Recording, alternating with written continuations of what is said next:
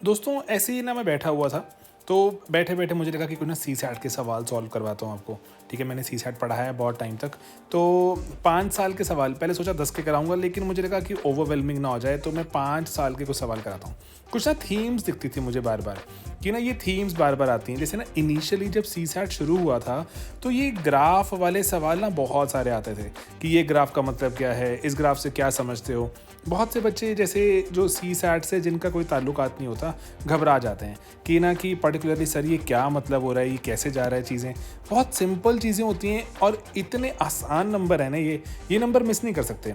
अभी वैसे C SAT पूछता नहीं है, यूपीएससी पूछता नहीं है ऐसे वाले सवाल, लेकिन अगर पूछे तो हमें ये सवाल बिल्कुल ही ऑन द टॉप प्रायोरिटी पर हमें सॉल्व करने हैं। ठीक है, समझाऊँ ये सवाल कैसे कर रहा है। तो देखो ये ना एक बार सवाल रीड करते हैं। वो कह रहा है कि ना ये फॉलोइंग डिस्टेंस टाइम ग्राफ देखो, और ग्राफ के में दिखा रहा है 3 एथलीट्स हैं ABC, साइड बाय साइड भाग रहे हैं 30 किलोमीटर की रेस में।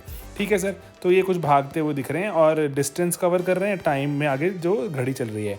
इसके हिसाब से आपने बताना है कि कौन रेस जीता, बी कहाँ पर था, सी क्या था, क्या क्या स्टेटमेंट सही है ना। तो ये मेरे मानने में तो ये 2.66 मार्क्स फ्री के नंबर थे।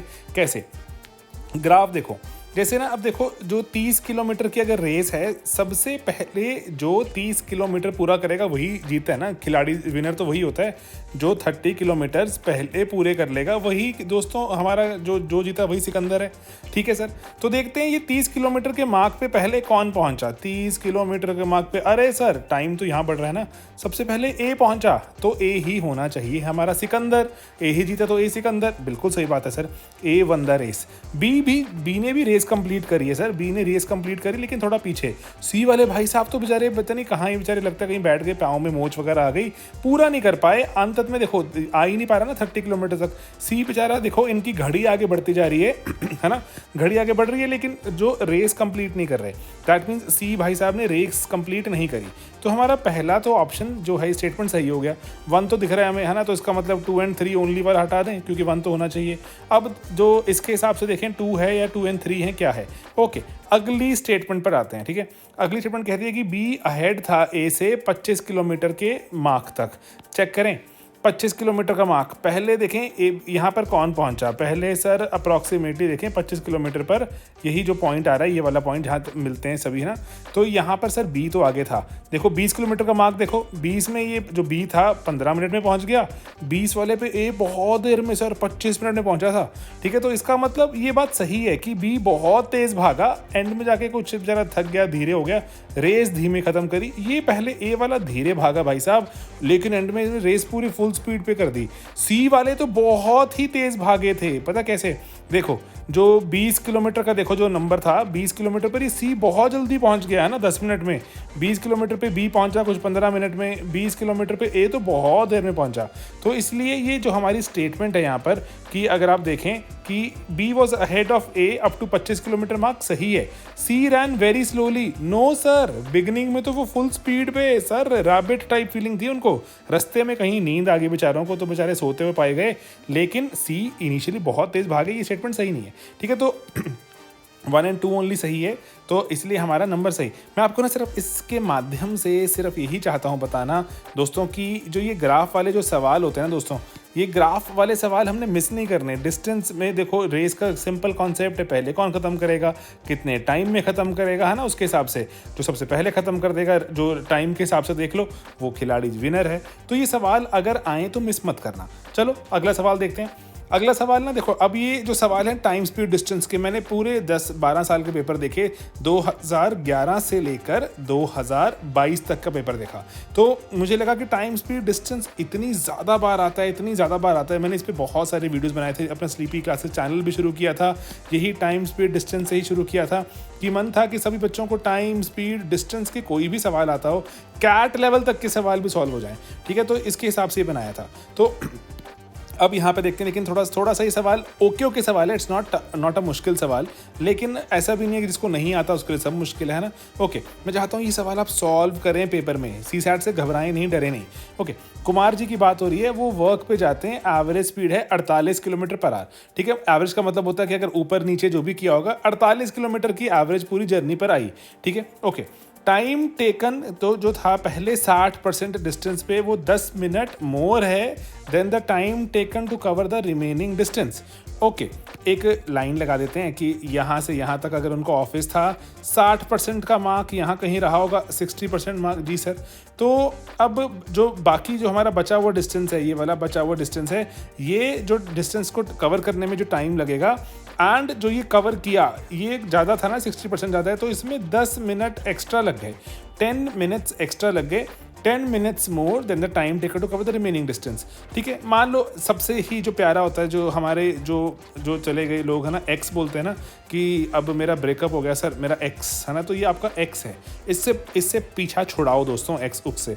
ठीक है, जो बस चला गया, अब इसको सी सैट को निकालो और ज़िंदगी से बाहर करो, अपना रैंक लो, आगे बढ़ो। ठीक है, तो इसलिए एक्स को एक्स कर देंगे हम अभी, इसके बहुत ही जल्द, इस पर्टिकुलर पेपर के बाद। ठीक है, तो एक्स के बारे में बात करते हैं कि मान लो एक्स किलोमीटर पूरा था, तो पहले 60%, 60/60% का मतलब क्या होता है, 60/100 है ना, तो 0 से 0 कट गया और 10 का हम यहाँ पॉइंट लगा दें, तो मतलब पहले 60% डिस्टेंस 0.6x, बाकी 40% को हम बोल सकते हैं 0.4x, है ना, ये जो डिस्टेंस बन गया। ओके, तो अब वो कह रहे हैं जो ये जो 0.6x कवर करने में और 0.4x कवर करने में जो डिफरेंस है वो 10 मिनट का है, तो 0.6 और 0.4 को मैं माइनस कर दूं तो 0.2x आ गया। ठीक है सर, है ना, दोनों का फर्क तो इतना ही आया, 60 और 40 में से निकाल दिया, 20% बचा, 20% 0.2x लिख सकते थे आप। ठीक है, ओके, तो डिस्टेंस बटा स्पीड 48 किलोमीटर पर आवर, ये क्या होता है, distance upon speed is equal to time, है ना। तो टाइम का फर्क कितना आ रहा है दोनों के डिफरेंस का, 10 मिनट है ना, तो हम इसको आवर में चेंज करना पड़ेगा, क्योंकि 48 किलोमीटर पर आवर, यूनिट्स कभी गलत नहीं करनी वरना आंसर गलत हो जाते हैं। ठीक है, 10 मिनट का मतलब होता है 10/60 आवर, है ना, 0 से 0 कैंसल्ड, है ना। ओके, तो 6 अगर 48 को आप यहाँ ले आएंगे इंटू 48 कर दीजिए, है ना, यहाँ से 48 हटा देता हूँ मैं, तो ये कट गया कितने पर, 8 पर कट गया जी। ठीक है, अब ये मैंने पॉइंट हटाया है, तो एक ये 10 यहाँ लगाना पड़ेगा, 10 को यहाँ ले आते हैं, तो ये 80 हो गया। अब ये 2 नीचे आ जाएगा, 80/2 इज 40, तो ये x आ गया हमारा 40 किलोमीटर। हमेशा चेक करना how far is the office, यही पूछा है जी सर, 40 किलोमीटर। कई बार हो सकता है कि पूछते हैं कि पहला जो हाफ है वो कितने में है, पहला हाफ पूछते मान लो तो 20 किलोमीटर आ जाता, पहला डिस्टेंस पहला पार्ट है वो जो 40 के हिसाब से अगर 60% देखते 24 किलोमीटर आ जाता। तो ऐसे अंत में ना अपने 40 आंसर निकाल के कई बार हमें ठग लेता है एग्जाम वाला, तो हमने वो ठगे नहीं जाना। ठीक है, कि देख लेना कि हमसे पूछा क्या है, यही चलो इसने सिंपल पूछ लिया, how far is office, 40 kilometre है। ओके, बढ़िया, चलिए अगला सवाल दिखाते हैं। फिर से ग्राफ वाले सवाल दिखे, 2011 में भी थे, बहुत सारे हैं, 12 में बहुत सारे हैं, 13 में बहुत सारे हैं, 14 में बहुत सारे हैं, तो इसी मुझे लगता ही नहीं कभी भी यूपीएससी वापस ले आएगा, तो ग्राफ से घबराना नहीं है दोस्तों हमने। ठीक है, तो इसको चलो समझते हैं, मैं समझाता हूँ इसको, बड़ा ही बेसिक बुनियादी सवाल है, एक बार बस प्यार से समझोगे आराम से चीज़ें समझ आती हैं। ओके, तो कह रहा डायग्राम देखो, कुछ लोग एक्समैन से दोस्तों मुझे कहा मूवी याद भी आ गई थी, एक्समैन मूवी देखी हो आपने तो बड़ा मजा आया था, वुल्वरीन भी था उसमें। तो एक्समैन कह रहे हैं कि ना कि अगर कांस्टेंट स्पीड पे काम करते हैं, कांस्टेंट स्पीड मतलब होता है ऐसा नहीं है कि आज बहुत ज़्यादा काम कर दिया, कई होते हैं ना ऐसे लोग होते हैं, एम्प्लॉय होते हैं, आप देखे होंगे, आपके साथ कॉलीग्स होंगे जो कई दिन बड़ा जल्दी काम करते हैं, किस दिन बैठ जाते हैं, काम ही नहीं करते। तो ये मान के चल रहे हैं रोबोट टाइप लोग हैं ये, कि हर रोज़ सेम सही काम करते हैं। ठीक है, जितना भी काम आज करेंगे उतना ही कल, उतना ही परसों, उतना ही अगले दिन। ठीक है, तो इसलिए मान के चलना होता है। ठीक है, तो एक्स लोग हैं वो किसी कांस्टेंट स्पीड पे काम करते हैं और किसी पर्टिकुलर जॉब को, मान लो पेपर टाइप करना है, सड़क खोदनी है, दीवार बनानी है, कोई भी जॉब इमेजिन करो, उसको वाई डेज में पूरा कर देते हैं। कौन से डायग्राम की मदद से हम एक्स और वाई को दिखा सकते हैं। देखो, अब ये भी आसान चीज़ है कि करना क्या है। मान लो कि यहाँ पर जो एक्स, जो हमारे पास लोग थे, एक्समैन है ना, एक्समैन वोल्वरीन थे, तो और वाई हमारे पास थे नंबर ऑफ डेज कि कितने दिनों में काम खत्म होता है। सिंपल एग्जांपल ले रहा हूँ, अगर मैं कोई काम है, सड़क बनानी है, उसमें मैं 100 लोगों को लगाता हूँ, मान लो वो बनाने में मुझे लगते हैं 20 दिन। ओके सर, अगर मैं 200 लोगों को लगा दूं, है ना, 200 लोगों को लगा दूं तो क्या होगा, 20 से ज़्यादा दिन लगेंगे, कम लगेंगे सर, 20 से तो कम लगेंगे। 100 में अगर 20 लग रहे थे तो 200 में आधे ही हो जाएंगे, आपने लोग बढ़ा दिए, डबल कर दिए, तो ये आधे हो जाएंगे, 10 दिन लगेंगे। ठीक है सर, मान लो अगर मैं 500 कर दूं है ना, 500 लोगों को लगा दूं, फटाफट काम खत्म करना है जी, जल्दी करो, है ना, तो ये दिन और कम हो जाएंगे। गेटिंग इट, कि अगर मैं x को बढ़ा देता हूं तो मेरा y घट जाता है।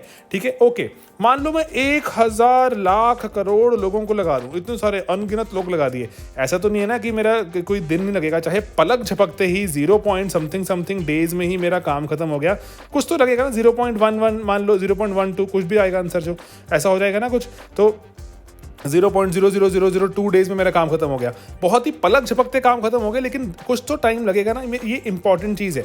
मान लो मैंने एक इंसान को काम पे लगाया, एक मैंने नंबर ऑफ मैन बहुत कम कर दिए, बहुत कम, तो दिन बढ़ जाएंगे, है ना, 20 की बजाय हो सकता है 2000 दिनों में काम खत्म हो, है ना, गेटिंग इट, कि नंबर ऑफ मैन जो जितने एम्प्लॉय कम करते जाओगे उतना ही सेम काम खत्म करने में ज़्यादा टाइम लगेगा। कि उतना ही सड़क बनानी थी मैंने 200 किलोमीटर की, कहाँ मैंने 100 लोग लगाए हुए थे, कहाँ मैंने एक ही इंसान को बोला चलो 200 किलोमीटर की सड़क बनाओ, काम बढ़ गया ना, तो उसके बेचारे का एक वो काम उसी स्पीड पे करता रहेगा, बहुत दिनों में खत्म करेगा। ये ही पूछा गया है कि कौन सा ग्राफ दिखाता है। अब ना आपने ये पहला वाला ग्राफ देखो, इसमें कह रहा है कि ना, कि अगर मैं दिखाऊं ये पॉइंट आपको, मान लो ये 5 लोग हैं, ये 10 लोग हैं, ये 15 लोग हैं, वो कह रहा है कि अगर आप 15 लोग ले लोगे ना किसी काम के लिए, आपको नंबर ऑफ डेज यहाँ चलते हैं, है ना, मैन यहाँ चला रहा है, मैन यहाँ, डेज यहाँ, ऐसे बनाया ग्राफ, है ना, ग्राफ ऐसे बनाया हुआ है, ओके, ठीक है। तो अब यहाँ पर एक बार देखो इसको, अगर मैं हटा के दिखाऊं अगर, ठीक है, तो यहाँ पर है ना, देखो वो कह रहा है कि ये अगर मान लो 15 लोगों को लगाओगे 0 दिनों में काम खत्म। अरे भाई क्या बात कर रहे हो, कुछ मैंने 1 लाख लोगों को लगाया जब भी, तब भी कुछ ना कुछ तो दिन तो लगेंगे ना, कुछ ना कुछ तो, चाहे वो फ्रैक्शन ऑफ अ सेकेंड ही हो, टाइम तो लगेगा। तो ये इसलिए ये ग्राफ शायद सही नहीं है, मैं रख लेता हूँ इसको, चलो बाद में देखेंगे, ठीक है, ओके। ये ग्राफ पे, अगले ग्राफ पर आते हैं। ये ग्राफ में कहता है कि अगर 5 लोगों को लगाओगे 5 दिन, 10 को लगाओगे 10 दिन, 15 को लगाओगे 15 दिन। अरे सर क्या बात कर रहे हो, उल्टा चलता है, ये तो पक्का ही नहीं है। ओके, इस ग्राफ पे आते हैं, तो कह रहा है कि 5 को लगाओगे मान लो 2 दिन, 10 को लगाया फिर भी 2 दिन, 15 को लगाया फिर 2 दिन। अरे सर क्या बात कर रहे हो सर, जो चेंज तो होगा ये भी सही नहीं है। आंसर इसमें से या इसमें से ही कुछ एक है। अब ये ग्राफ की ना आप शक्ल देखोगे ना, शक्ल, ये ग्राफ की शक्ल काफ़ी सिमिलर है, स्ट्रेट लाइन आ रहा है, ये स्ट्रेट ही है ऑलमोस्ट। यहाँ पे जाके जो इसको एसिम्पटोट बोलते हैं हम, ठीक है, मैथ की लैंग्वेज में ना इसको हम बोलते हैं, क्या बोलते हैं, मैं यहाँ लिख के बताऊँ आपको, इसको बोलते हैं एसिम्पटोट। एसिम्पटोट का मतलब होता है कि कोई चीज़ कभी, जैसे ना कभी आप इसको यहाँ देखोगे ना, अगर ये ना कभी ना यहाँ छुएगी नहीं, यहाँ पर चलो इस लाल पेन से दिखाता हूँ, ये कभी ना नीचे इसको छूती नहीं है। जैसे यहाँ पे देखो टच करगी ना, ये यहाँ पे टच होगी ना लाइनें, देखो कभी टच नहीं करेगी। एसिम्पटोट के दिखाने का मतलब होता है कि ये कभी छुएगी नहीं, जितना मर्जी आप इसको आगे एक्सटेंड कर दो, ये पैरेलल ही चलनी शुरू हो जाएगी, लेकिन कभी छुएगी नहीं, ठीक है, गेटिंग इट। तो इसको एसिम्पटोट कहा जाता है, इसका ना सिग्निफिकेंस है, इसीलिए ये वर्ड निकला, इसीलिए चीज़ें आई। क्यों, यहाँ पर सिंपल सी चीज़ है, वो कह रहा है कि अगर आप 1 लाख लोगों को भी लगाओगे कुछ तो दिन लगेंगे ना, तो चाहे मैंने नंबर ऑफ मैन बहुत सारे बढ़ा दिए, कभी भी 0 डेज नहीं होगा, वो 0 डेज नहीं होगा, चाहे 0.00002 हो जाए, लेकिन थोड़ा 0 के ऊपर ही रहेगा, है ना।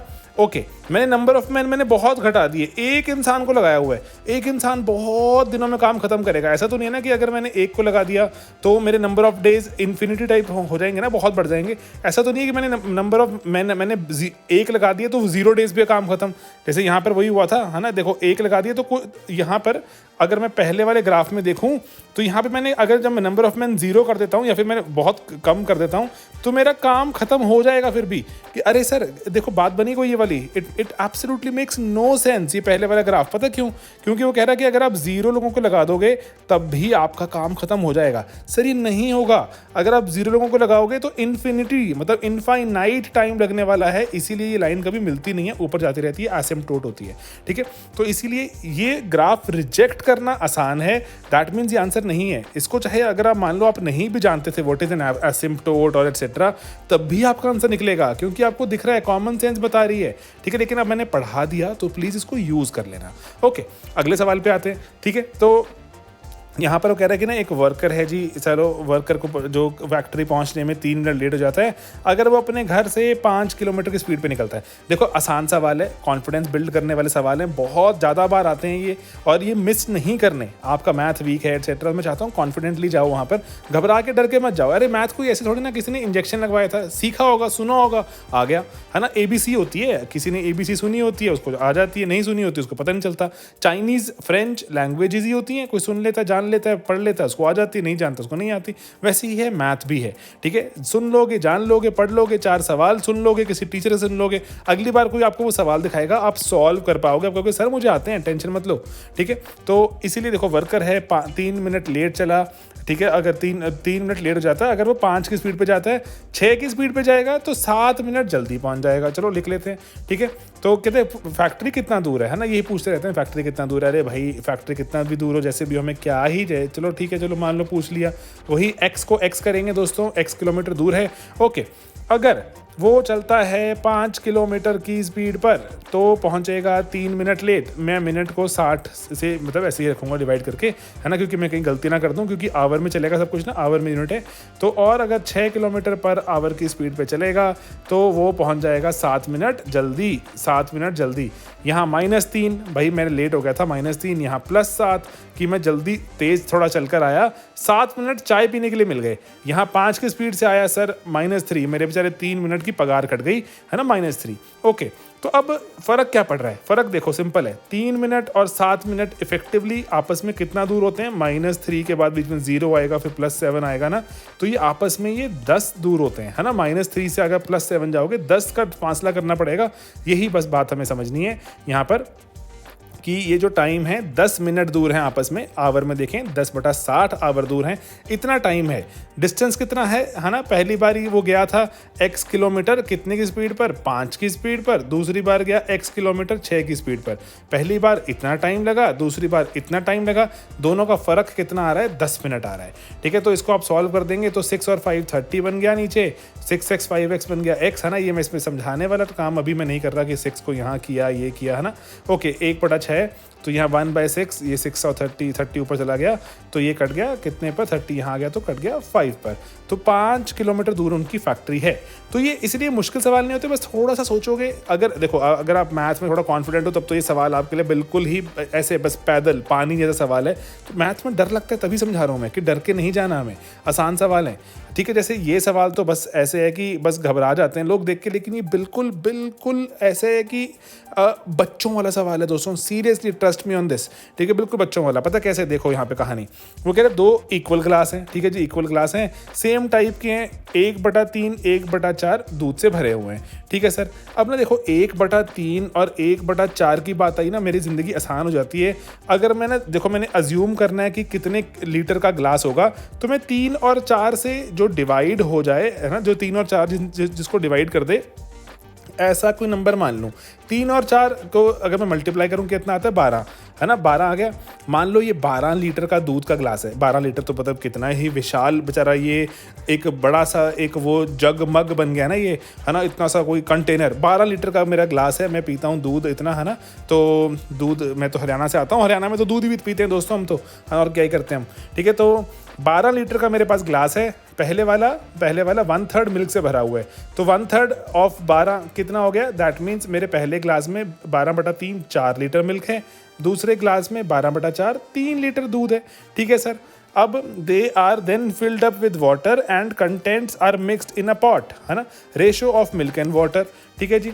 4 और 3 आपने दोनों को मिला दिया, कितना लीटर दोनों को मिला के हो गया? 7 लीटर दूध हो गया।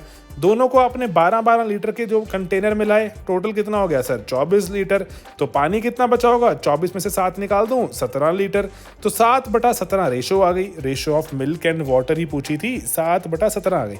तो देखने में लग रहा था मुश्किल, आप आगे बढ़ जाते, छोड़ देते, ऐसी ऐसी कहानी हो जाती। मत छोड़ना दोस्तों, ही रिक्वेस्ट कर रहा हूँ, एक बार नज़र डाल के देख लेना, शायद ये कोई कहीं सुनी बात याद आ जाती है। CSAT निकाल लेना, कॉन्फिडेंटली निकाल लेना, ठीक है। 15 तक के सवाल सॉल्व किए, 16, 17, 18, 19, 20, 21, 22 कभी पेंडिंग है, वो भी अगले पार्ट में कराऊंगा। CSAT के कोर्स के बारे में बताना बहुत ज़रूरी। आप CSAT के कोर्स को भी जो ज्वाइन कर सकते हैं, लेकिन अगर इससे अभी अगर एग्ज़ाम नज़दीक है तो अकॉर्डिंगली वही टॉपिक्स को ही देखो जो कि वीक हैं आपके।